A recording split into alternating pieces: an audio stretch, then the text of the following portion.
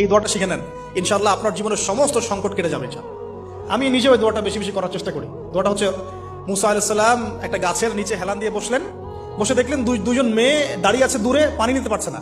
লোকজন পানি নিয়ে যাচ্ছে, ওরা দাঁড়িয়ে আছে বেচারি। মুসা আলাইহিস সালাম গিয়ে বললেন, কি সমস্যা আপনাদের? এটা নিয়ে আপনারা আবার মেয়েদের সাথে কথা বলার চেষ্টা করেন। ঠিক আছে, তো মাহারাম গায়রা মাহারাম মেনে চলে।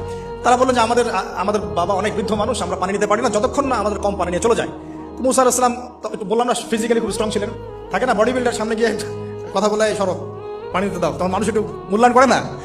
তো মুসা আলাইহিস সালাম এভাবে পানি নিয়ে দিলেন এবং বাছুরদেরকে পানি পান করালেন, করিয়ে গাছের নিচে এসে বসে আছেন।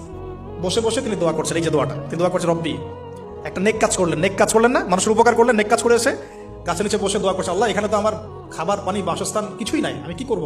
রব্বি ইন্নী লিমা আনজালতা ইলাইয়া মিন খায়রিন ফাকির, রব্বি ইন্নী লিমা আনজালতা ইলাইয়া মিন খায়রিন ফাকির।